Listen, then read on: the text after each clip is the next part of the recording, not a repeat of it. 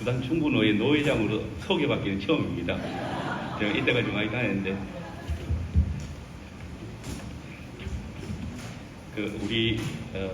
우리 교회 총대입니다. 그래서 제가 노회장인 걸 아시는 것 같습니다. 여러분 인생에서 가장 중요하게 들고 갈게요. 결정한 일이 뭡니까? 어떤 걸 결정할 때 가장 많이 신중하게 생각하고 또 많이 고민했습니까? 우리 이제 자랄 동안에는 학교를 선택하는 일에 또 고민을 많이 했을 것이고, 또 이제 어느 과를 갈 것인지, 또 직장 선택할 때도 있었을 것이고, 그죠? 교회를 선택할 때도 고민을 참 많이 했을 겁니다. 근데 혼인을 하신 분들은 가장 많이 고민하고 신중하게 생각했던 것은 아마 아내를 맞이하는, 또 남편을, 배우자를 맞이할 때 가장 많이 고민을 했을 겁니다. 왜냐하면 이 혼인을 통해서 만나는 사람은 이제 지금부터 이제 그러니까 하나님께서 부르시기까지 늘 함께 모든 삶을 함께 공유해야 될 사람이기 때문일 겁니다. 그런데 이 혼인을 생각할 때 나의 기도와 나의 결정도 중요하지만 이것보다 먼저 생각해야 될 게 있죠. 그게 뭡니까? 이 혼인 제도를 제정하신 하나님의 뜻과 또 제정하실 때 정하신 하나님의 규례일 겁니다. 혼인은 하나님께서 제정하신 겁니다. 그래서 그 혼인 자체가 보시기 심히 좋은 것, 정말 아름다운 제도입니다. 그래서 대부분은 이 혼인을 통해서 기쁨을 누리고 또 행복합니다. 그리고 감사를 누립니다. 근데 또 항상 그런 것은 아니죠. 이 땅에 어느 부부든지 한 번쯤은 불평하고 또 슬퍼하기도 하고 또 어려움을 당하기도 하고 또 좌절감을 아내 때문에, 남편 때문에 좌절감을 느껴보기도 했을 겁니다. 그게 일반적인 거죠. 근데 이상하지 않습니까? 하나님께서 제정하신 가장 선한 것, 가장 좋은 건데 왜 이 혼인 제도 안에서 이런 일들이 일어날까? 사실은 여러분들은 다 이해하시고 계실 겁니다. 결코 이상한 건 아니죠. 왜냐하면 사람이 타락한 이후에 하나님께서 제정하신 이 혼인 제도가 이제 세속화되어지고 또 하나님의 말씀을 떠나기 시작했기 때문입니다. 그래서 인류가 번성한 이후에 이 혼인은 사실은 여러 부분에서 공격을 많이 당해왔습니다. 우리가 아무리 신중하게 또 기도하면서 또 만나도 사실은 20몇 년 동안 서로 다른 가정에서, 다른 환경에서 또 다른 습관을 가지고 살아오다가 만났으니까 물건을 사용하는 것 하나까지도 연애 기간에 알지 못했던 그런 부분들까지 알게 되어지고 그런 모습들을 보면서 불편해지고 또 이 아름다운 여자가, 좀 멋졌던 남자가 정말 불편하게 느껴지는 그런 과정들도 아마 분명히 있을 겁니다. 사실 타락한 인생이 보통 생직복으로 태어난 이후에는 이런 악한 모습들 그리고 좋지 못한 모습들이 가장 흔한 하나님께서 지으신 만물 가운데서 또 하나님께서 지으신 모든 제도 가운데에서도 나타나는 것, 이게 일반적인 겁니다. 그러나 우리는 그리스도 안에서 새롭게 되어졌습니다. 그리스도 안에서 의와 진리의 거룩함으로 새롭게 되어진 이 교회, 이 가정에서, 그리스도인의 가정에서 이 혼인 제도는 또 어떻게 새롭게 바르게 세워가야 될 것인지, 이런 고민들을 우리가 늘 가져야 되고, 또 그런 시간을 위해서 아마 이번에 가정 그리고 교회로, 그리고 가장 먼저 혼인에 대해서 함께 강의하고 또 말씀을 나누는 그런 시간을 설정한 줄 압니다. 오늘 저는 하나님께서 혼인을 제정하실 때 그 규례, 그리고 오늘 교회가 기억해야 될 혼인의 규례를 함께 살피면서 지금 우리가 연유하고 있는 이 혼인의 신비에 대해서 함께 생각해 보고 싶습니다. 사실 오늘 창세기 2장 말씀과 그리고 에베소서 5장의 말씀을 서로 이렇게 비교해 가지고 이것이 어떻게 하나님께서 제정하신 혼인과 그리고 그리스도와 교회의 관계를 말씀하고 있는지 연구하려고 했는데 그까지 못 가고 제가 우리 교회 성도들과 함께 나누었던 그런 말씀들과 그리고 또 이 시간을 준비하면서 고민했던 부분들을 그냥 조금 어떤 부분은 좀 깊이 있게, 어떤 부분은 좀 가볍게 다루면서 함께 말씀을 나누려고 합니다. 먼저 이 돕는 배필에 대해서 우리가 하나님께서 이 혼인 제도를 제정하실 때 제정하신 이유가 뭡니까? 그래서 돕는 배필을 위해서죠, 그죠? 근데 이 돕는 배필이라는 것이 굉장히 영광스러운 지위입니다. 그럼에도 불구하고 오늘 교회 안에도 이 돕는 배필이라는 그 단어에 대해서 여러 부분의 공격을 받기도 합니다. 그 이유는 사실은 돕는 배필이라는 이 의미를 왜곡한, 그리고 교회를 공격하기 위한 그런 무리들이 교회 안에 들어와 있기 때문입니다.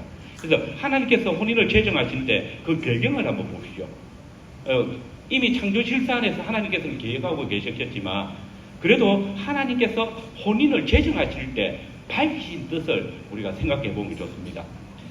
하나님께서 아담의 돕는 배필을 찾고 계셨습니다. 혼인제도가 만들어지게 된 배경이 뭡니까? 바로 아담의 돕는 배필을 하나님께서 지으시는 과정에 있습니다. 창세기 2장 18절 하반절의 말씀 한번 보십시오. 거기 보면 사람이 혼자 사는 것이 좋지 아니하니 내가 그를 위해서 돕는 배필을 지으리라. 그러면서 하나님께서 진짜 많은 돕는 배필을 지으셨습니다. 그리고 아담 앞으로 데리고 왔습니다. 그리고 아담이 어떻게 부르나 보십니다.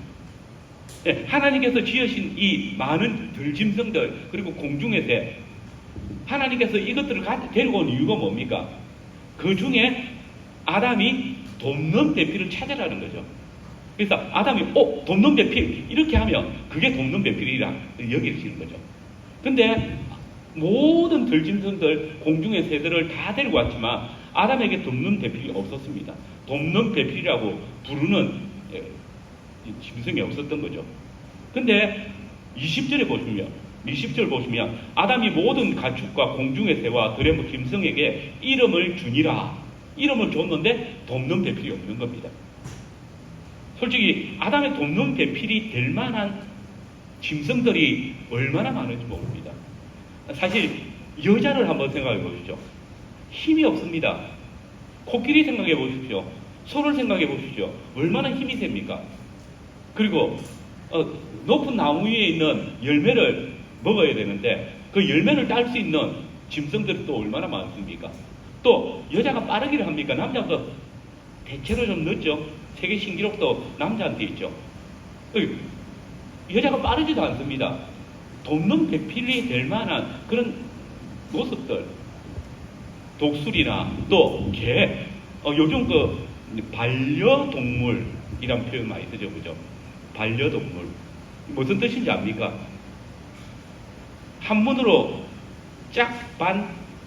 짝반짝여입니다. 근데 배필이 뭔지 아십니까? 한문으로 짝배 짝필입니다. 반려동물, 반려나 그 다음에 배필이나 똑같은 단어입니다. 근데 지금 세상이 얼마나 이상해졌는지 반려동물이, 어떻게 보면 진짜 배필이죠. 좋은 배필처럼 보여집니다. 개나 고양이 얼마나 사랑스럽고 또 주인들을 위합니까? 그런 짐승들을 하나님께서 만드셔가지고 아담에게 이끌어 가는데 아담은 그 중에 하나도 배필이라고 말하지 않습니다. 하나님께서 이 좋은 배필로 보여지지 않는다는 사실을 알게 하시는 거죠. 근데 아담은 이 짐승들 중에 좋은 배필이라는 이름을 주지 않는 것입니다. 근데 이 장에 보면 하나님께서 아담을 먼저 지으시고 그 다음에 여자를 만드시죠. 근데 창세기 1장을 보십시오. 창세기 1장 26절을 보시면 하나님께서 당신의 형상을 따라 사람을 창조하시되 남자와 여자를 창조하셨다라고 이야기합니다. 그리고 31절에 보면 하나님께서 당신이 지으신 모든 것을 보실 때 보시기 심히 좋았다라고 말합니다. 이게 1장과 2장을 이래서 서로 사람의 창조 기사와 연결해서 한번 보십시오. 그러면 하나님께서 아담만 창조하셨을 때 아직 천지 창조가 완성되지 않았을 때입니다. 그러니까 아담이 혼자 사는 것이 좋지 않은 것이 당연하죠. 그리고 그를 돕는 배필로서 여자를 창조하셨을 때, 아니 하나님께서 여자를 아담에게 이끌어 오셔서 그와 연합하게 하셨을 때, 그때야 하나님께서 그 지으신 것을 보시니, 모든 것을 보시니 보시기 힘이 좋았더라 하는 것입니다. 이게 무슨 이야기입니까?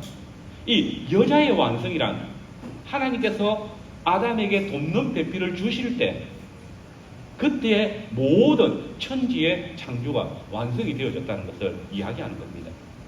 그러니까 아담의 돕는 배필을 지으시는 이 과정이 사실은 하나님의 천지 창조의 완성이라 할 수 있는 것입니다. 하나님께서 어떻게 또 아담의 돕는 배필을 지으시는지도 한번 봅시다. 사실 하나님께서 들짐승들을 데리고 왔지만 돕는 배필이 없을 때 아담의 돕는 배필을 만드시기 위한 방법이 사실 좀 충격적이죠. 그죠?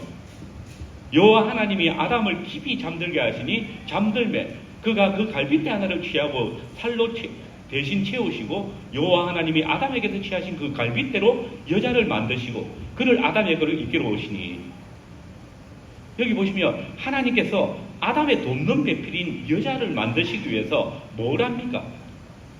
아담으로 하여금 깊이 잠들게 하시고, 그 다음에 그의 갈빗뼈를 취하시고, 여기 깊이 잠들게 하신다는 이 말이 그냥 숙면을 취한다 이런 정도가 아닙니다. 말이 좋아서 깊은 잠이지 실제로 어머니 보면 혼수 상태를 이야기합니다. 그냥 아담을 기절시켜버린 거죠.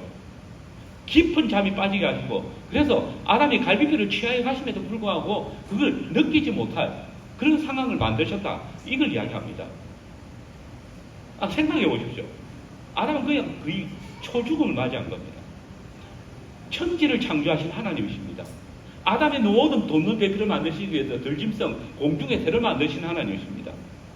아니 굳이 아담이 돕는 배필을 만드시는데 아담을 거의 초중을 만드시고 그의 갈비뼈를 취해서 만드실 이유가 있었을까? 생각해 볼 수 있죠. 그럼에도 불구하고 이게 너무나도 중요한 것입니다. 이어지는 본문에 보면 이 하나님께서 아담이 깊이 잠들게 하시고 그로 하여금 그의 갈빗뼈를 취하여서 돕는 배필을 만드셨다. 이게 그냥 가벼운 일이 아닙니다. 하나님의 엄청난 신비입니다. 하나님께서 여자를 지으신 후에 아담에게로 이끌어 오신 것을 아담이 보자마자 뭐라고 합니까? 이는 내 뼈 중에 뼈요 살 중에 살이라. 이것을 남자에게 취하여서 여자라 취하리라. 아담은 여자가 자기에게서 나왔다고 고백합니다. 나에게서 나온 것이라. 나와 동일한 뼈, 나와 동일한 살이라고 고백합니다. 이게 얼마나 엄청난 말이냐면 삼위 하나님의 역사를 말합니다. 아버지에게서 아들이 나셨고, 아버지와 아들에게서 하나님의 신이 나오셨다. 아버지와 아들이 성령이 하나이다라는 말입니다. 천하의 삼위일체를 설명하기에 가장 좋은 예시가 바로 이 부부입니다. 이 혼인의 관계, 부부 관계를 통해서 우리는 삼위일체를 조금이라도 이해할 수 있습니다. 부부는 뭡니까? 부부는 이위일체잖아요. 분명 두 사람인데 한 몸이 되었다고 말합니다. 이게 혼인을 제정하신 하나님의 선언입니다. 분명 다른 사람인데 무촌이라고 이야기합니다. 머리로 이해할 수 있습니까? 이건 삼위일체처럼 말로 설명할 방법이 없습니다. 많지 않습니다. 삼위일체를 전혀 모르는 불신자들도 근데 부부는 한 몸이라고 이야기합니다. 하나님께서 제정하신 이 혼인의 질서는 하나님께서 하나님의 형상대로 사람을 창조하셨다는 이 말씀을 그대로 실현하는 장입니다. 아까 잠깐 본 것처럼 1장에서 남자와 여자를 창조하셨다라고 할 때에 이것을 뭐라고 합니까? 하나님의 형상이라고 이야기했습니다. 이 하나님의 형상의 온전한 표현은 바로 남자와 여자가 창조되어졌을 때입니다. 남자만 지었을 때 하나님께서 보시기에 좋았다고 하지 않습니다. 혼자 있는 것이 좋지 못하다고 했습니다. 그리고 남자와 여자를 지으셨을 때 하나님의 형상대로 지어졌기 때문에 보시기에 좋았다는 겁니다. 이게 신비인 것입니다. 여기 우리가 분명히 알아야 될 것은 아내는 남편의 옆구리를 통해서 옆구리를 상하게 함으로써 얻었다는 겁니다. 남편의 죽음을 경험함을 통해서 얻은 것이 아내입니다. 돕는 배필입니다. 그렇기 때문에 바울은 오늘 에베소서 본문을 통해서 이렇게 말합니다. 남편들아 아내 사랑하기를 그리스도께서 교회를 사랑하시고 위하여 자신을 주신같이 하라. 교회의 머리이신 그리스도께서는 내가 내 신부 교회를 위해서 내 생명을 내어주었던 것처럼 남편들은 자기를 내어주기까지 아내를 사랑해야 한다라고 말씀하십니다.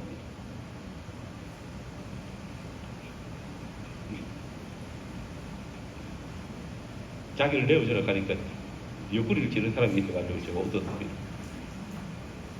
아내를 정말 사랑한다면 아내를 맞이하는 것은 결국은 자기를 내어줌을 통해서 자기 생명을 통해서 얻는 것이 아내라는 것입니다.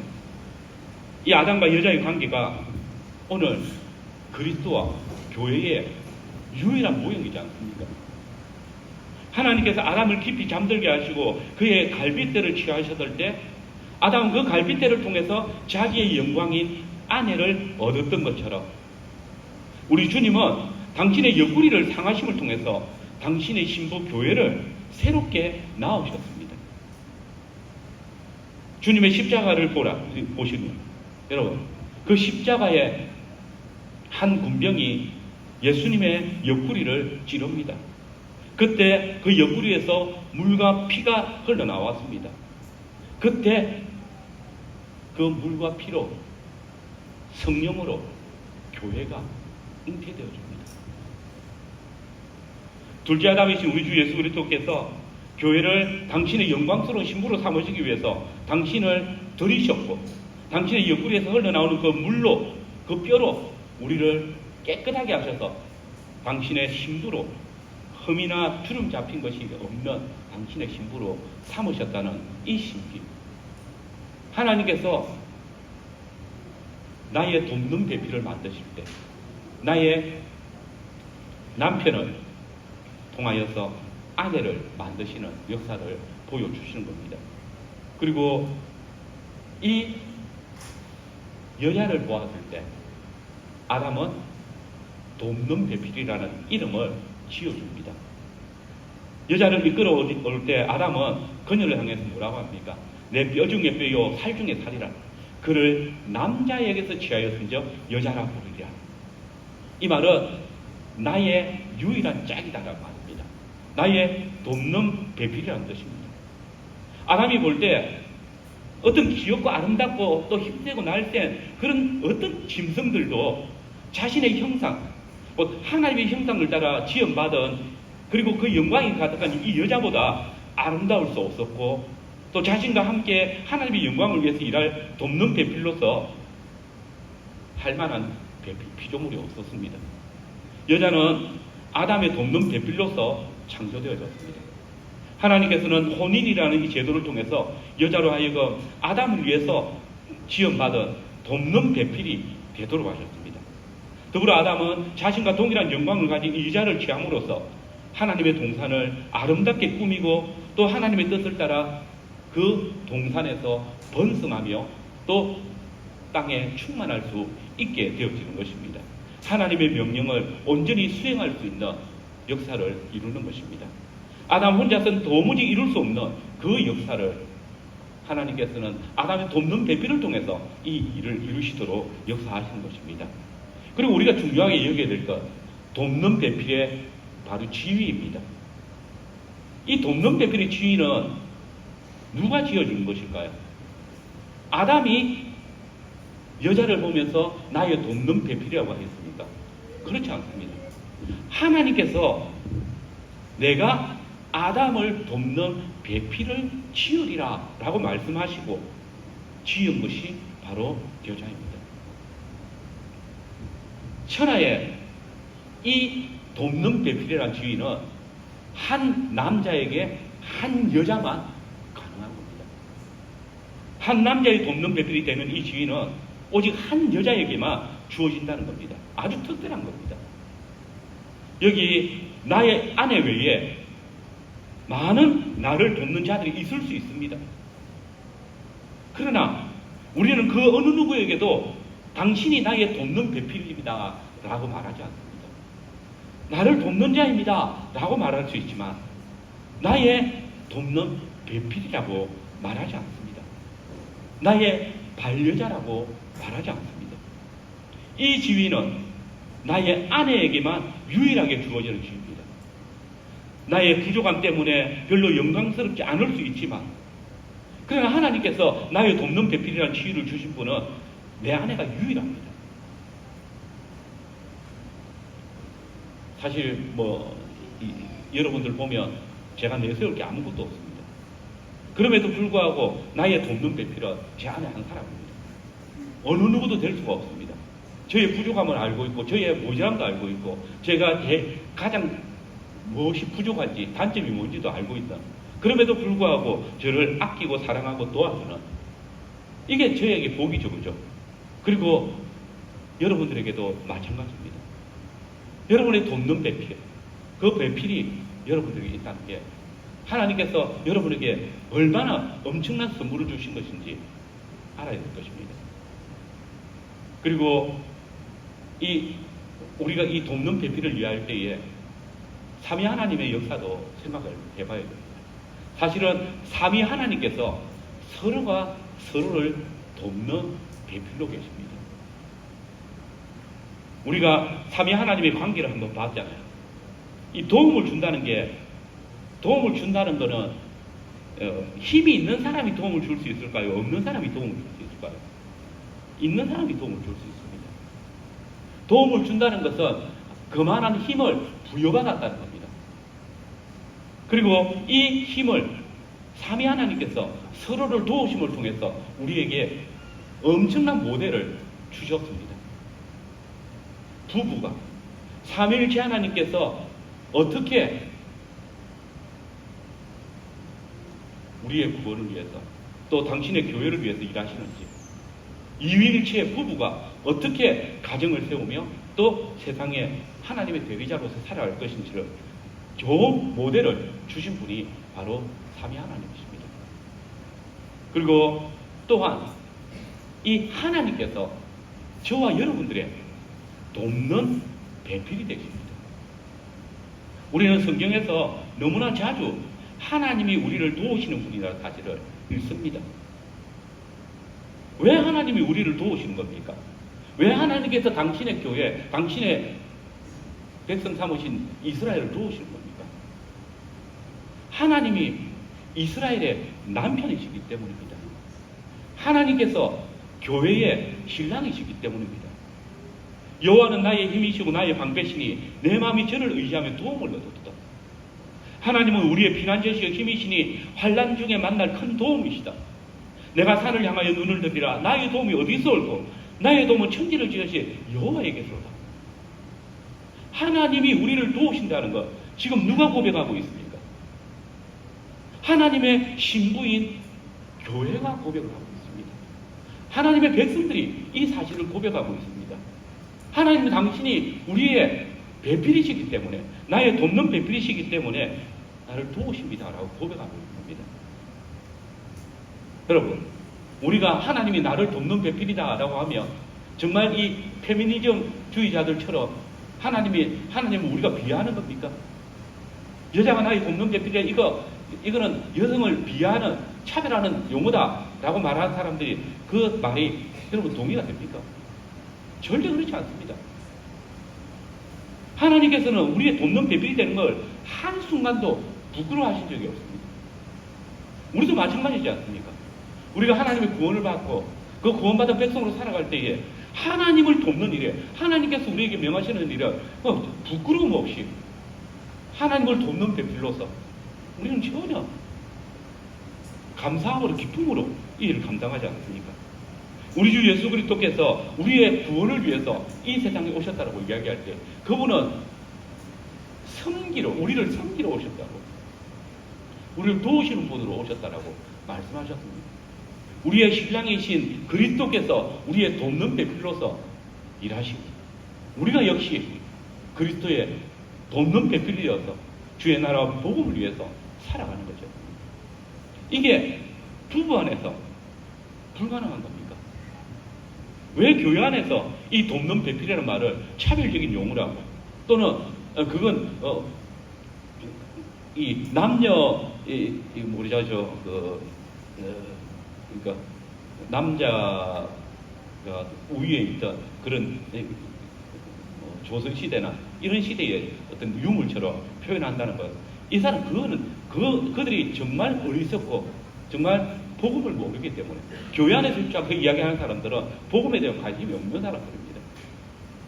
하나님께서 우리의 남자를 통해서 여자를 창조하시고 돕는 배필이 되게 하셨습니다. 또 남자가 여자를 돕는 배필이 되어집니다. 이제 당신의 신부 이스라엘을 돕는 배필이 하나님이시라는 사실을 우리가 기억한다면, 남편이 아내의 돕는 배필이 되는 것, 이런 정말 감사한 일이고 기쁨이고 또 우리가 누려야 될 영광입니다. 그래서 그리스도께서는 오늘 말씀하시기를 그리스도를 경외함으로 너희가 피자 복종하라고 명령하시는 겁니다. 아내가 남편에게 복종하는 건 당연한데, 남편이 아내에게 복종하는 것 있을 수 없는 일이라고 말하는 것, 그것이 얼마나 부끄러운 신앙인지를 우리는 알아야 될 겁니다. 그런데 우리가 여기서 생각할 때 이 복종하는 관계, 돕는 배필이라는 관계에서도 반드시 질서가 있습니다. 순서가 있습니다. 바뀌지 않는 질서가 있다는 말입니다. 하나님이 우리의 창조주이시고 우리는 피조물입니다. 하나님이 우리를 위하시기에 우리는 그분에게 먼저는 복종해야 합니다. 아담을 먼저 지으시고 여자를 아담에게서 취해서 지으셨습니다. 그래서 아담이 머리이고 여자는 머리인 남편에게 복종해야 됩니다. 우리가 그리스도에게서 났기 때문에 그리스도께서 우리의 머리이시고 그리스도의 친구된 우리는 그리스도께 복종하는 거예요. 이것이 우선입니다. 그러나 이것이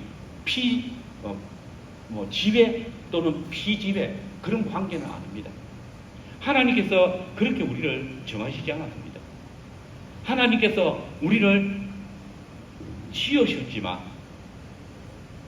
그 하나님께서 우리를 도우시는 것을 기뻐하시는 것처럼 남편이 충분히 아내를 먼저 돕는 것이 더 아름다운 모습입니다. 한 것입니다. 그러나 어쨌든 이 질서는 바뀌지 않는다는 걸 기억해야 될 것입니다. 그리고 이 하나님의 그 고린도서 11장 7절에 보면 바울은 남자는 하나님의 형상과 영광이고 그 머리를 마땅히 가리지 않거니와 여자는 남자의 영광이다 라고 했습니다. 이 사실을 우리가 알고 있어야 되겠죠. 아담에게는 하나님의 영광이 있습니다. 남편에게는 하나님의 영광이 드리워져 있습니다. 그리고 아내는 남자의 영광입니다. 그래서 이 질서는 결코 바뀌어질 수 없다는 것을 기억해야 되겠습니다. 여자들이 다른 짐승들보다 나은 것이 별로 없습니다. 그러나 아담은 다른 능력 있는 짐승들을 다 제껴놓고 정말 약하디 약한 여자를 나의 돕는 배필이라고 불렀습니다. 천지의 피조물 가운데 오직 자기만 가지고 있었던 그 하나님의 영광이 여자에게 있었기 때문입니다. 그래서 여자는 남자의 영광이 되어지는 겁니다. 하나님께서 남자와 여자를 만드실 때 서로 다르게 만드셨습니다. 남자는 흙으로 빚으시고 코에 생기를 넣어 만드셨습니다. 그러나 여자는 아담의 갈비뼈를 취해서 만드셨습니다. 이 하나님의 형상과 영광이 가득한 이 아담의 몸에서 취한 그 갈비뼈로 여자를 만드셨을 때 비로소 하나님의 창조가 완성되어졌습니다. 하나님이 자기 형상, 곧 하나님의 형상대로 사람을 창조하시되 남자와 여자를 창조하시고 그리고 여자를 만드셨을 때 비로소 하나님의 형상이 완성되어졌고 거기에 하나님의 영광이 드러졌습니다. 그리고 여자를 통해서 아담은 하나님의 영광을 누리는 것입니다. 그리고 이제 두 번째 본문에 내 뼈 중에 뼈요 살 중에 살이라는 말씀이 나옵니다. 하나님께서 여자를 아담에게 이끌어 오실 때 아담은 이는 내 뼈 중에 뼈요 살 중에 살이라고 했습니다. 이 부분은 앞서 아담의 죽음을 통해서 나온 돕는 배필이라는 내용을 통해서 좀 설명이 되었고요. 예, 이 안에는 아까도 말씀드린 대로 옆구리를 상해가지고 낳은 자입니다.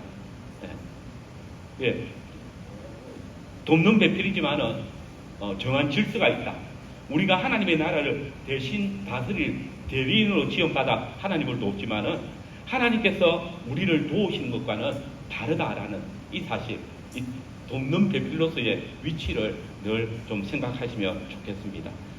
이런 것들을 넘어서서 이제 이 뼈 중에 뼈요 살 중에 살이라고 이야기할 때에 또 독특한 것이 있습니다. 그것은 하나님께서 아담과 여자를 만드셨는데 이 여자를 좀 더 약하게 만드셨다라고 말합니다.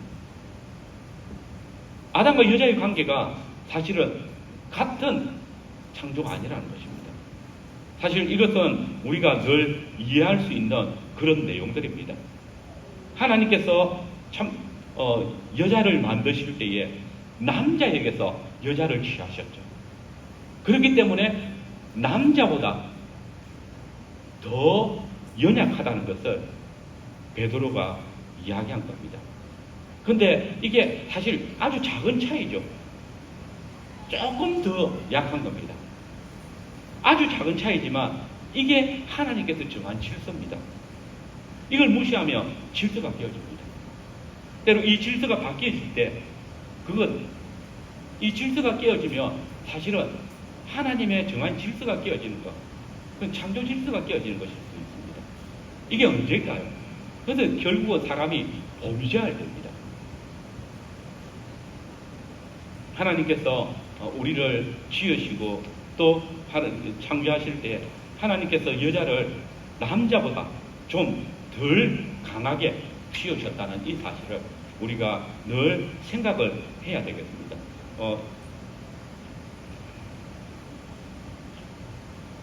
잠시만요. 네.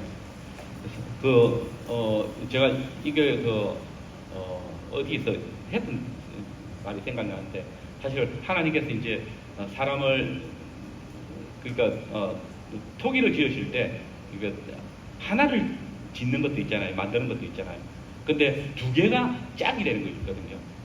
그래서 부부는 만든 세트 톡입니다. 근데 하나님께서 항상 아내가 남편보다 조금 더 연약하게 만들어집니다. 그래서 좀 덜 연약한 것이 남편입니다. 그래서 남편은 이 더 연약한 그릇을 보호하고 또 지키는 그런 역할들을 해야 됩니다. 더 많이 배려하고 더 많이 또 위해야 된다라는 사실을 주님은 우리에게 말씀하고 계시는 것입니다. 그리고 또 한 가지는 이 하나님의 정한 질서가 언제나 아내는 남편에게 속하도록 하셨다는 겁니다. 여러분, 성경을 보시면 레위기 그게 27장으로 여겨지는데요. 27장에 보시면 한 여자가 결혼을 하며 아버지에게서 떠나서 남편에게 속하게 되어집니다. 근데 사별을 하거나 이혼을 당하면 다시 아버지에게로 갑니다. 이 말이 무엇을 이야기합니까?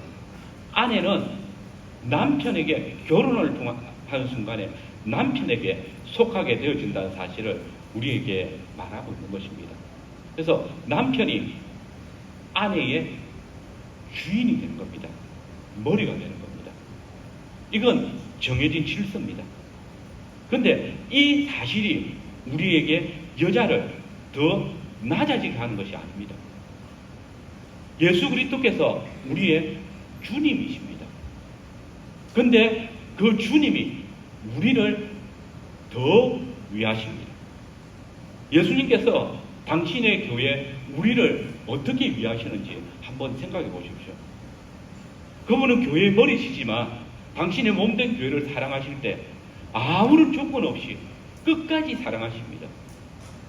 그분은 하나님의 본체이시지만 당신에게 복종해야 되는 그 사람의 형체를 입으시고 그 종된 우리를 위해서 죽기까지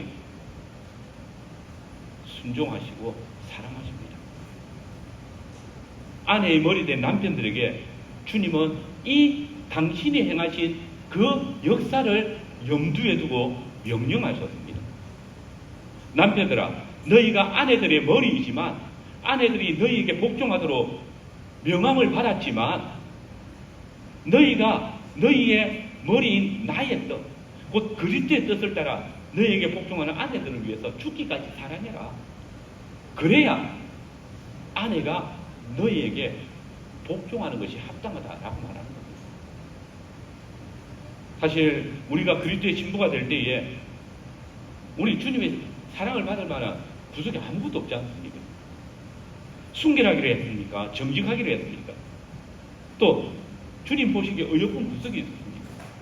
그러나 주님께서는 이런 우리를 먼저 사랑하시고 또 우리를 당신의 신부 삼으셨습니다. 그리고 정말 죽기까지 우리를 사랑하셨습니다. 그런데 우리는 우리의 아내들에게, 우리의 신부에게 그만한 사랑을 베풀고 있습니까? 여러 가지 조건을 따지고 또 환경을 보고 또 그것들을 가지고 아내를 힘들게 만들고 또 급박하지는 않습니까? 네, 우리가 우리의 신랑이신 예수님에게서 우리 자신을 먼저 찾아야 될 것입니다. 남편들이 우리 자신을 그리스도에게서 먼저 찾을 때 교회에게서 신부의 모습을, 신부에게서 교회의 모습을 우리가 요구할 수 있을 것입니다. 당신의 신부를 유익하게 하시는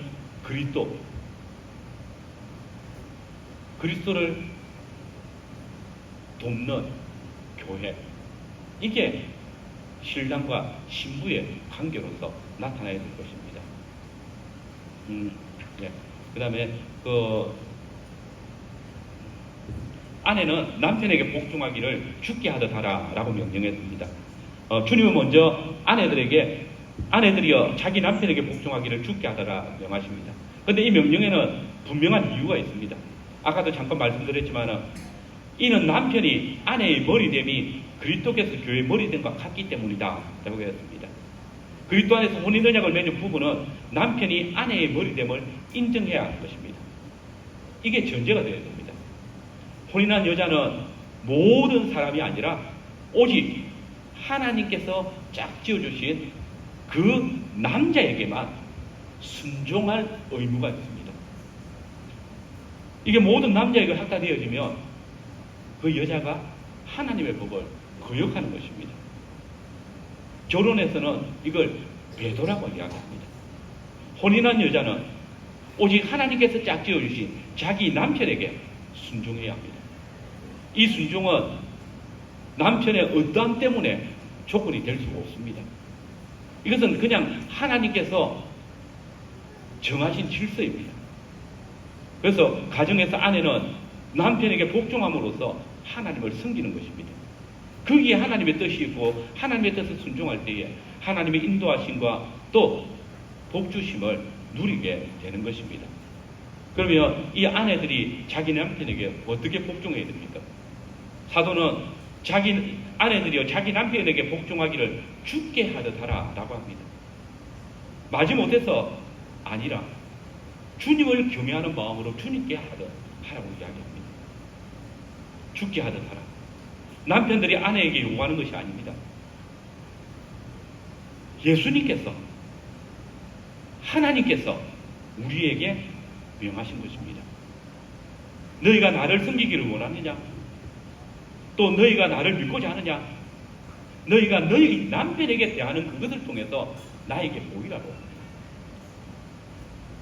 형제를 사랑하지 아니하면서 하나님을 사랑한다라고 할 수 없다고 말씀하신 것처럼 남편에게 순복하지 않으면서 내게 순복한다는 말을 거짓말이라고 말씀하신 것과 같은 것입니다. 아내된 성도들은 남편이 자신의 머리됨을 인정하고 정말 자발적으로 사랑함으로써 순종해야 됩니다. 남편 역시 자신의 머리이신 그리스도의 뜻에 순종하여 가정을 또 교회를 온전히 세워가면서 또 자신의 아내가 하나님께 순종하기 때문에 남편의 직업을 인정하고 또 남편의 뜻에도 또 복종하기를 기다려 줄 줄 알아야 될 것입니다.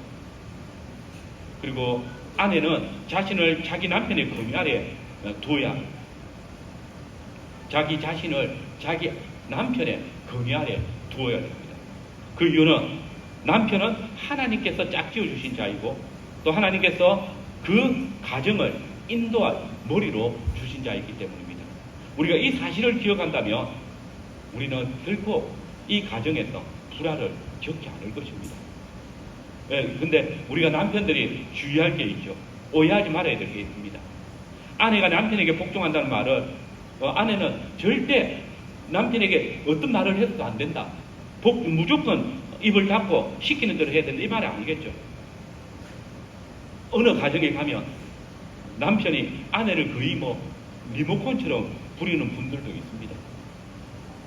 이런 그리스도인이 아니라면 저는 모르겠습니다만 그리스도인 가정에서 이런 일이 있다면 이는 그 남편이 하나님을 전혀 알지 못한다라고 말할 수 있습니다. 바르게 믿으라고 남편에게 권고해야 될 것입니다. 하나님의 깊으신 경륜에 따라 하나님께서 짝지어 주실 때 하나님께서 남편의 권위 아래 두신 이유는 그를 불이라고 준 것이 아니라 돕는 배필로 함께 주님의 가정을 또 주님의 교회를 세워가도록 하시기 위해서 주셨다는 사실을 인정해야 될 것입니다. 그리스도를 경외하는 아내가 남편의 뜻에 순종하는 것, 이게 아내가 지적으로 능력으로 또 은사적으로 남편보다 모자라서가 아니지 않습니까? 그리스도를 경외하는 아내의 복종은 그냥 이게 하나님께서 우리에게 주신 권위이기 때문에 하나님께서 우리에게 정하신 질서이기 때문에 그렇게 하는 것입니다.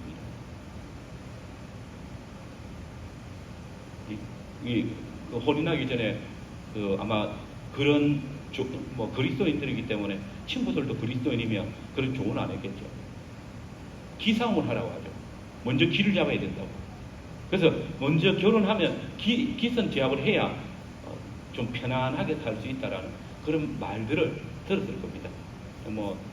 우리 자녀들은 그런 이야기를 안 듣고 결혼할 수 있기를 바라지만요. 근데 이게 얼마나 머저리 같은 일입니까? 말입니다. 이게 정말 이 혼인의 질서를 어그러뜨린 말인데 왜 기싸움을 합니까? 하나님께서 짝지어 주신 배필인데 정말 도와서 함께 세워가도 모자랄 판에 이게 바로 사단이 이 첫 사람 여자에게 주었던 그 죄악의 유혹이지 않습니까? 하나님께서 짝지어 주신 이 여자에게 아담에게 짝지어 주신 이 여자 뭐라고 합니까? 선악을 알게 한 나무의 열매를 따먹지 말라는 한 것을 뭐라고 합니까? 너희가 하나님처럼 될 것을 아셨기 때문이라고. 너희가 하나님의 기선을 잡아야 된다라고. 하나님께서 너희를 붙잡고 있기 위해서 거짓말한 거라고. 지금도 이런 사단적인 교훈이 옳다고 생각해서 가정에서 기선을 잡기 위해서 서로 다툼을 한다면 그 가정은 부부는 아니면 남편이나 아내는 자신의 구원에 대해서 심각하게 고민해야 됩니다. 왜냐하면 하나님의 말씀에 대해서 순종할 생각이 없기 때문입니다. 주님은 우리에게 너희가 성령에 충만하냐? 그러면 그리스도를 경외함으로 피차 복종하라고 말씀하셨습니다. 특별히 성도된 아내들에게 자기 남편에게 복종하기를 죽게 하듯 하라 명하셨습니다. 아내된 성도가 만약에 이 말씀을 무시하고 가정에서 남편을 휘어잡기 위해서 무엇인가 시도한다면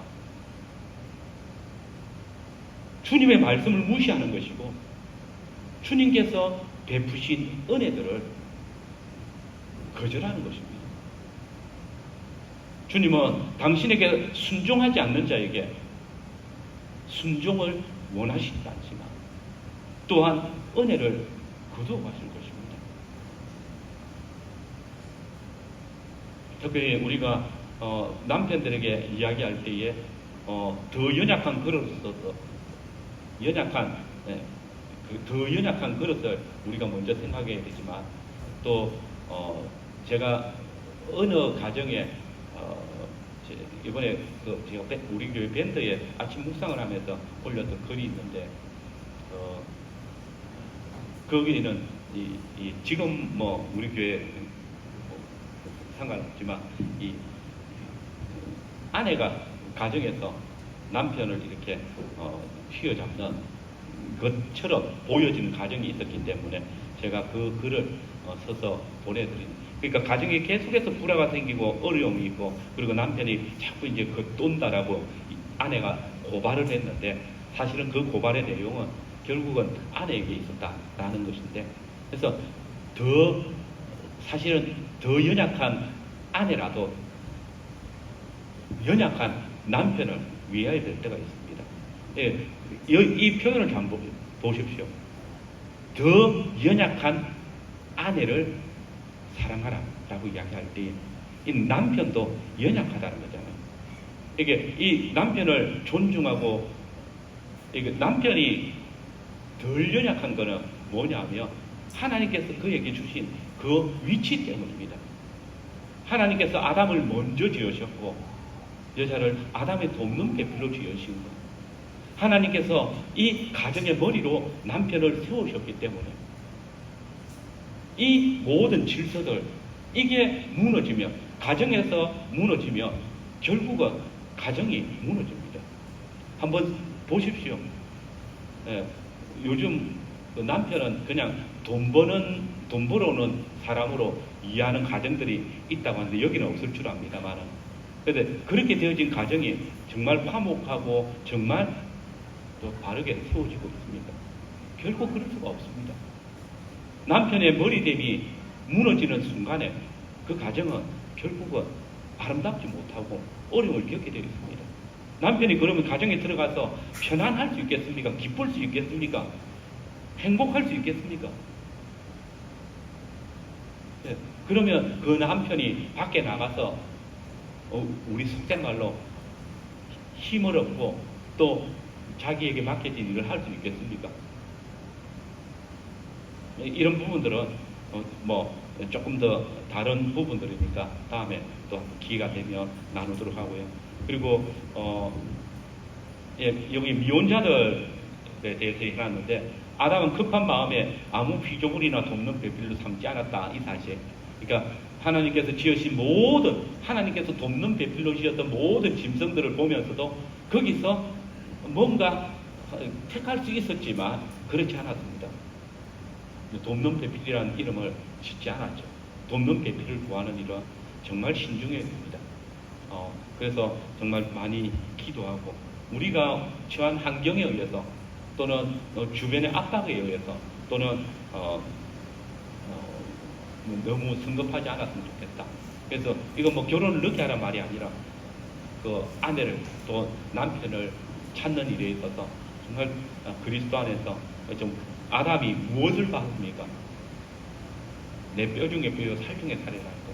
하나님께서 당신의 영광을 더딥혀 놓은 그 아내를 여자를 보고 자신 돕는 것들로 삼잖아요. 이 부분들이 좀 존중되어졌으면 좋겠다 싶습니다.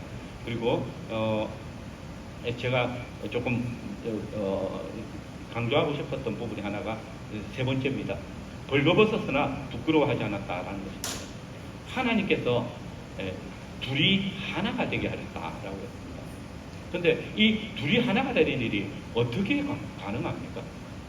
이거는 결국은 둘이 하나가 되게 하신 것은 하나님이신데, 이것은 결국 상관함을 통해서입니다.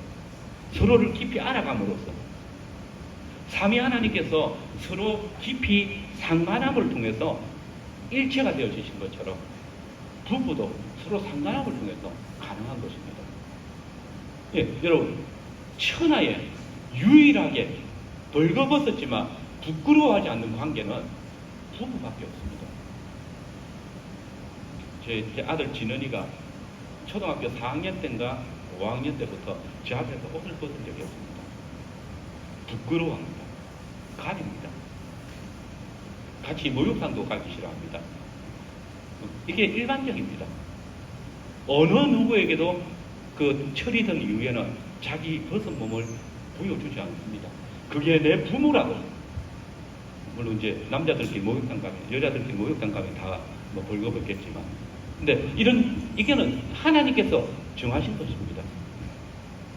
벌거벗었지만 부끄러워하지 않는 관계, 이게 부부입니다.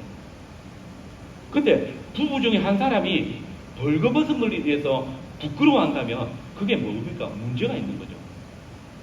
그 부부, 아내 앞에서, 남편 앞에서 벌거벗기를 싫어한다면 그 배우자는 문제가 있습니다. 아담과 여자가 하나님 앞에서 벌거벗음을 부끄러워한 때가 언제입니까? 언제 자기를 가리려고 했습니까? 하나님이 아닌 다른 외간 남자, 뱀의 유혹을 받아 범죄했을 때입니다.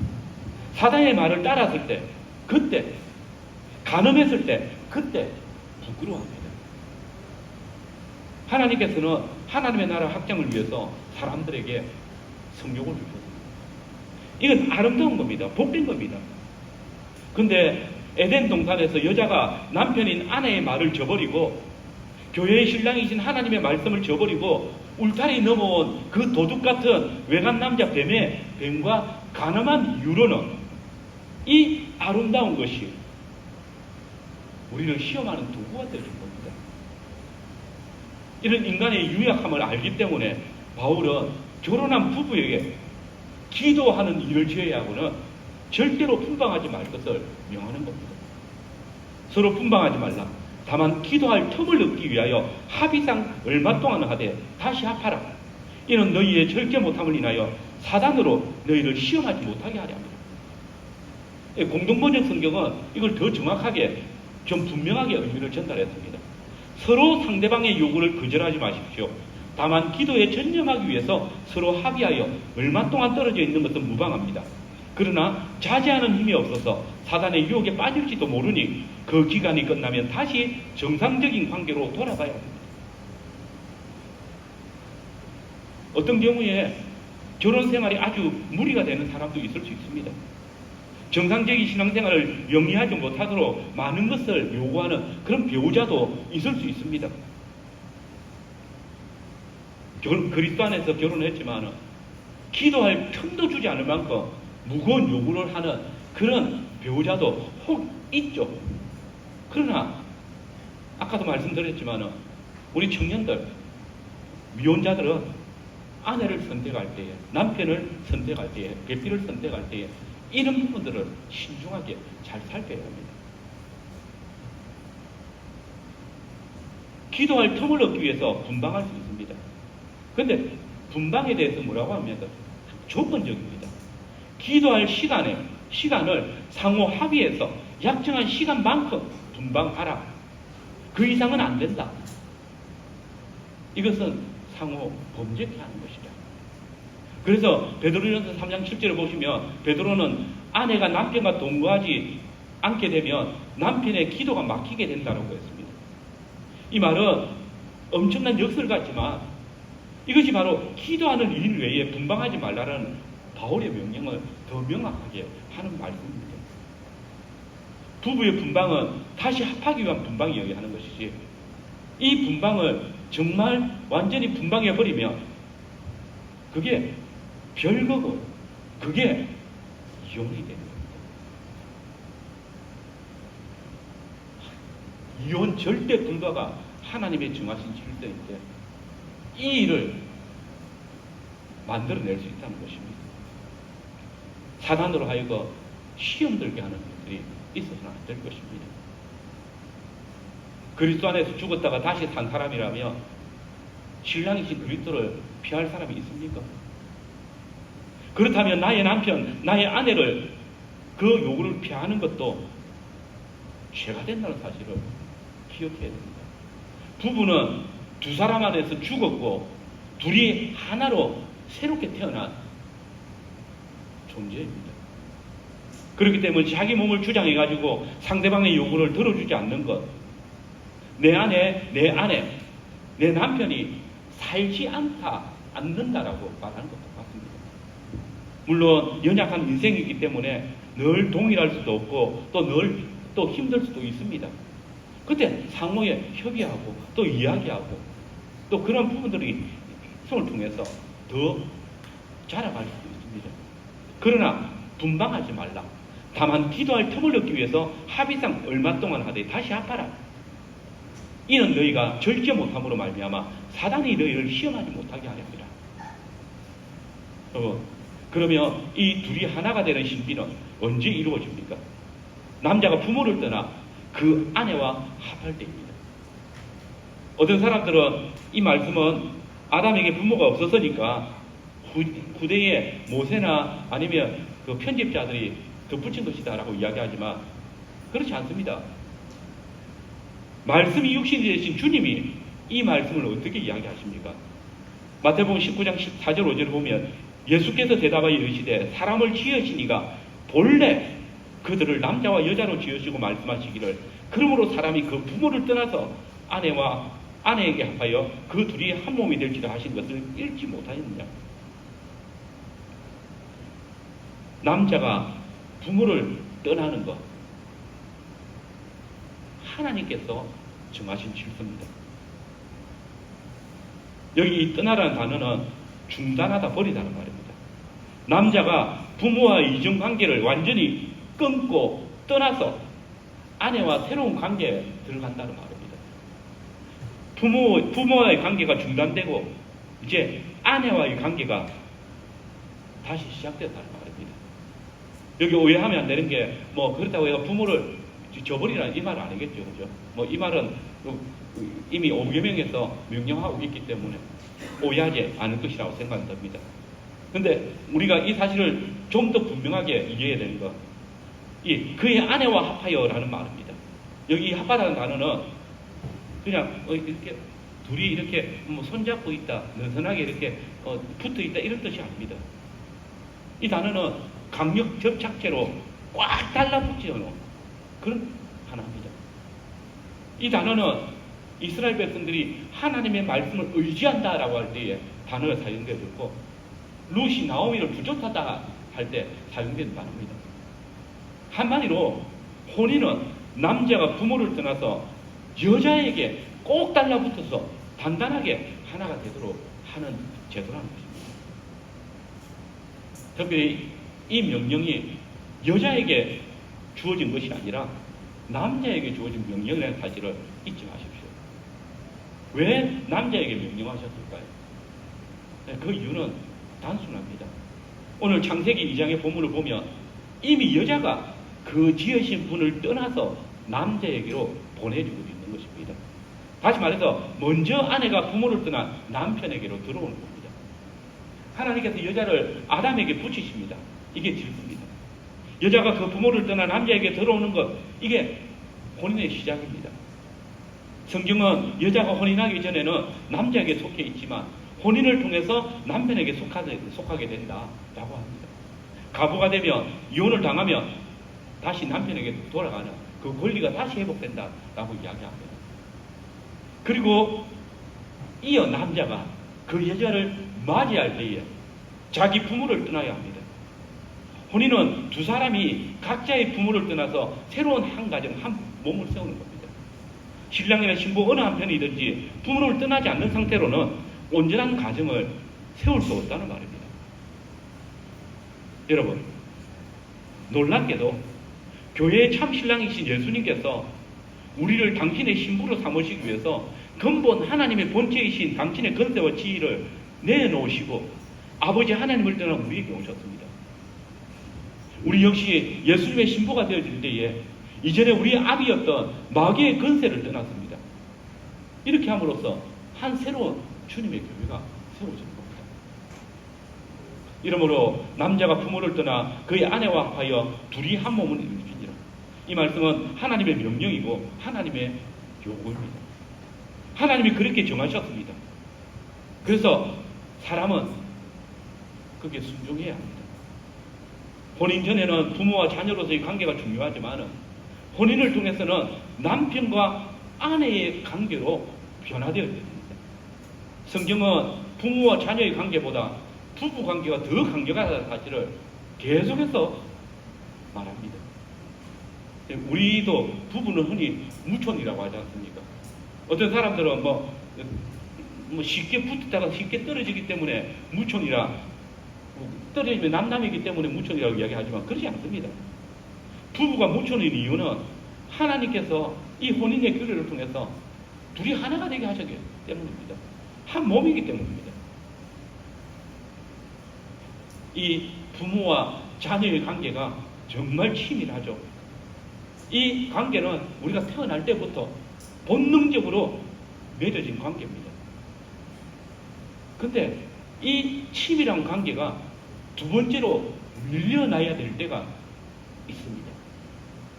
그게 바로 이 혼인입니다. 남자가 부모를 떠나 자기가 자기 갈빗대를 찾은 그 여인에게 합할 때, 그때는 부모와의 관계가 느슨하게 되어져야 되고 아내와의 관계가 꽉 달라붙어야 되는 겁니다. 부모님의 말씀을 붙잡혔던 관계에서 이제 아내와 합하여서 서로의 뜻을 붙여줘야 된다는 겁니다. 이 사실을 강조하기 위해서 하나님께서 이렇게 말씀하십니다. 아담과 그의 아내 두 사람이 벌거벗었으나 부끄러워하지 아니하니. 이 두 사람이 벌거벗었다 말, 이게 두 사람의 존재를 보여주지 않습니까? 혼인 관계는 벌거벗은 상태입니다. 부부 사이에 숨겨놓는 일이 없도록 만들어 놓으셨습니다. 여러분 중에 어느 누구도 부모나 자녀들 앞에서는 벌거벗지 않을 겁니다. 배우자 외에 모든 사람이 이제는 외인입니다. 그냥 육체만 벌거벗는 것을 말하지 않습니다. 그 영혼도 서로에게 노출되어져 있어야 됩니다.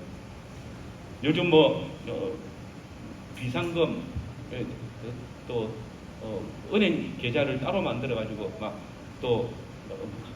여하튼 요즘 이런 관계들 제가 잘 모르지만 복잡한 그 내용들이 있습니다. 이렇게 마치 헤어지면 언제든지 헤어져도 자기 살림 차릴 수 있는 그런 재산 형성 모습들을 보는데, 그리스도 안에서 그게 가능하다는 게 참 의아합니다. 참 주의해야 됩니다. 조심해야 됩니다. 네. 그 다음에 마지막으로 하나님이 짝지어 주신 것은 사람이 나누지 못한다라는 부분만 간단히 좀 살피겠습니다. 이거는 여러분들이 너무 잘 알 겁니다. 네. 이 혼인을 통해서 맺어진 관계는 정말 아주 꽉 달라붙은 관계입니다. 아담이 내 뼈 중에 뼈요 살 중에 살이라, 내 뼈와 살을 떼어서 하나님께서 나의 돕는 배필을 만들었다라고 말합니다. 주님은 남자의 머리는 그리스도요 여자의 머리는 남자라고 했습니다. 남편은 아내의 머리입니다. 아내는 남편의 몸입니다. 머리는 몸이 없으면 기능할 수 없고 몸은 머리가 없으면 기능할 수 없지 않습니까? 그래서 이 관계는 절대 떨어질 수 없는 관계라는 것을 분명하게 이야기하는 겁니다. 사실 오늘 교회 안에도 이 관계를 깨뜨리고 어그러뜨리고 약하게 만드는 그런 일들이 너무 많이 들어와 있습니다. 예, 하나님의 혼인 규례가 너무 약해져 있습니다. 이거는 교회가 세상을 따라가는 겁니다. 그러나 하나님께서 정하신 혼인의 질서는 결코 깨어질 수 없는 관계입니다. 앞서도 말씀드렸지만은 사람이 이 혼인 언약을 통해서 삼위일체 하나님의 형상을 본받은 이위일체 부부가 된 것을 하나님의 형상을 닮은 것이잖아요. 그러면 이거는 도무지 끼어질 수 없는 관계라는 의미이지 않습니까? 하나님의 형상을 깨뜨리는 것이 가능하다면 부부가 깨어지는 것이 가능하다는 말이지 않습니까? 혼인 언약을 통해서 하나님의 형상이 받는데 부부에게는 결코 이 갈라지는 것, 나뉘어지는 것은 불가하다. 이것이 성경의 가르침입니다. 하나님께서 짝지어 주셨다라고 이야기할 때에 거기에 사람이 나누지 못한다는 명령이 붙어 있습니다. 짝지어 준다는 말은 함께 멍에를 맨다라는 단어와 똑같은 단어입니다. 멍에는 어떻게 맵니까? 멍에를 맬 때는 같은 종류의 동물을 사용합니다. 그렇지 않으면 멍에를 끄는 수레나 또 바깥 막대가 엉망으로 길을 만들기 때문입니다. 부부의 혼인이 그렇습니다. 함께 멍에를 메고 한 목표를 위해서 수고와 희생을 아끼지 않으면서 그렇게 나아가는 겁니다. 이때 서로의 발걸음을 맞추고 높이를 맞추고 이걸 통해서 둘이 한 몸이다. 한 멍에를 메고 가고 있구나를 인정하는 것입니다. 혼인 절대 불가인 것은 하나님의 정하신 질서라고 말씀드렸습니다. 이 하나님께서 정한, 하나님께서 주신 그 권한, 부부라는 권한은 사람이 나누지 못한다. 사람이, 이거는 모든 어떤 피조물도 어떤 권세도 나누지 못한다는 것을 이야기합니다. 어떤 판사도 어떤 변호사도 하나님의 짝지어 주신 것을 나눌 수 없습니다. 사단은 우리에게 말합니다. 모세가 이혼 정서를 써줄 수 있다고 말했지 않습니까? 바리새인들이 그걸 근거로 들어서 간음은 가능하지 않냐고 질문합니다. 네, 맞습니다. 간음은 가능하다. 네, 간음은 뭡니까? 남편이 아내를 저버리는 것입니다. 아내가 남편을 버리는 것입니다. 다른 것을 더 사랑하는 것을 말합니다. 성경은 이걸 하나님과 관계에서 우상숭배라고도 말하죠. 우상숭배는 또 간음이죠. 그러나 또 한 가지가 뭡니까?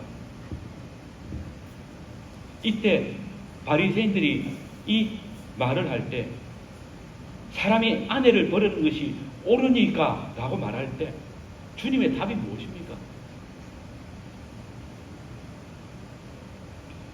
마태복음 15장입니까? 이렇게 19장이겠죠. 8절 9절에 보면 예수께서 이르시되 모세가 너희 마음의 완악함 때문에 아내 버림을 허락하였거니와 본래는 그렇지 아니하니라. 내가 너희에게 말하노니 누구든지 엄행한 이유에 아내를 버리고 다른 데 장가드는 자는 가능합니다. 하나님께서 혼인 제도를 제정하실 때 두 사람이 하나 되는 것을 사람이 나누지 못한다. 이게 본래 원칙이라고 말합니다. 이게 사람이 완악해졌을 때 이 혼인 질서 안에 혼인 언약을 깨뜨릴 수 있는 여러 가지 조건들을 가지고 오지만 하나님의 정한 질서는 그렇지 않다라고 분명하게 말하는 겁니다. 여러분, 혼인 질서 안에서는 이혼의 규례가 없습니다. 다만 주님은 말씀하십니다. 엄행한 이유 외에 아내를 버리고 다른 데 장가드는 자는 가늠함이니라. 엄행한 이유로 아내를 외에 아내를 버리고 다른 데 장가들면 간음합니다. 이게 간음이라고. 여러분, 아내를 정말 사랑한다면 간음한 아내도 사랑할 수 있잖아요. 우리는 호세아서를 통해서 하나님이 우리를 어떻게 사랑하시는지 보았답니다. 요셉을 통해 가지고 마리아가 다른 사람과 간음한 정자가 있는 것을 봤잖아요. 그래서 아기를 배웠잖아요. 근데 요셉이 어떻게 합니까? 율법을 따라서 이혼하는 게 맞죠. 파혼하는 게 맞죠. 근데 어떻게 합니까? 가만히 내버렸습니다. 그래서 그 사람을 마리아를 임신시킨 남자에게 들어갈 수 있는 길을 열어줍니다. 하나님께서 우리에 대해서도 그렇게 하지 않습니까? 엄난한 신부인 우리를 대하시는 신랑 예수님을 한번 보십시오. 예, 간음은 이혼의 분명한 사유입니다. 그러나 간음했다고 해서 무조건 이혼하는 것도 아닙니다. 우리가 그리스도를 닮았다면 이스라엘 백성들이 하나님의 신부인데 왜 이제 신부의 자격이 없는 겁니까? 그것은 신랑 예수님을 죽였기 때문입니다. 예수님은 사별하셨기 때문에 새로운 신부 교회를 당신의 아내로 삼으신 겁니다. 그러나 그 전까지 한순간도 하나님께서는 당신의 신부 이스라엘을 포기하지 않으셨습니다. 바울이 예수님께서 그 예수님을 죽인 그 자기 동족 이스라엘을 한 사람이라도 구원 얻기 위해서 얼마나 애쓰는지를 보십시오. 그게 그리스도의 복음을 가진 모습이잖아요. 그게 그리스도의 복음을 가진 신랑, 신부의 모습이어야 됩니다. 근데 참 사실 오늘 당대 이 세대를 살아가면서 우리는 참 어려운 시대를 살고 있습니다. 그래서 어떻게든 자기가 편하기 위해서 남편이 힘든 것, 또 아내가 힘든 것들에 대해서 좀 가볍게 생각하려고 하고, 또 어떤 사유가 생기면 갈라설 생각을 하고, 이런 너무 세상의 그 방식을 탐하는 그런 시대가 되어졌으면, 그러나 우리는 이런 세상의 혼인의 모습을 닮아가지 않을 것입니다. 사실 혼인 요즘 세대를 보면, 매스컴에 보면 결혼한 사람들에게 막 질문을 하죠. 결혼하니까 형님 좋아요? 그때 매스컴들이 어떻게 보여줍니까? 결혼이 정말 힘든 것처럼, 또는 결혼하면 후회할 수 있는 것처럼 표현합니다. 가능하면 하지 마라 이야기하고, 혼인이 계속해서 늦어지는 그런 세대를 우리가 살아가고 있는데, 그렇지 않습니다. 혼인은 정말 하나님께서 제정하신 것이고요, 정말 하나님이 보시기에 심히도 좋고 아름다운 겁니다. 물론 하나님께서 정하신 원래부터 혼자인 사람이 있죠. 독신으로 살아가야 될 사람들이 있습니다. 바울 역시 혼인하지 않았고 나처럼 혼인하지 않는 것도 좋다라고 이야기했습니다. 하나님께서 정하셨다면, 하나님께서 독신으로 사는 것을 허락하셨다면, 그 사람들은 성욕이 없는 사람들입니다. 있지만 홍기를 놓치거나 또 질병으로 독신으로 사는 사람들도 있겠죠. 그러나 그것은 하나님이 정하신 질서와는 다른 것입니다. 그래서 바울은 이건 하나님의 뜻이 아니고 내가 너희에게 권하는 말이라고 합니다.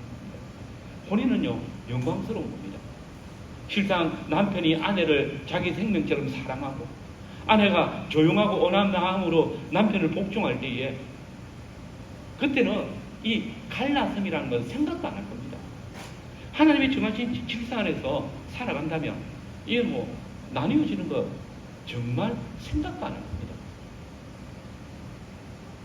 죄가 혼인을 더럽혔지만 그러나 그리스도 안에서 의와 진리의 거룩함으로 세우심을 받은 그리스도인들은 이 혼인은 하나님의 의와 진리의 거룩함을 통해서 새롭게 해석되어져야 되고 또 살아들여야 될 그런 우리의 삶의 과정입니다. 유일하게 하나님께서 우리에게 허락하신 내 아내, 내 남편과 살아가는 것, 그게 얼마나 복되고 아름다운지 성경은 더 많이 이야기를 하고 있습니다. 하나님이 짝지어 주신 배우자와 나눌 수 있다면 하나님도 우리와 나누어 줄 수 있다고 생각해야 됩니다. 이게 얼마나 무서운 이야기입니까? 갈등을, 혼인 생활 중에 갈등이 있고 또 어떤 불안한 어떤 동거를 하는 가정들도 있다고 여겨집니다. 그러나 그렇지 않습니다.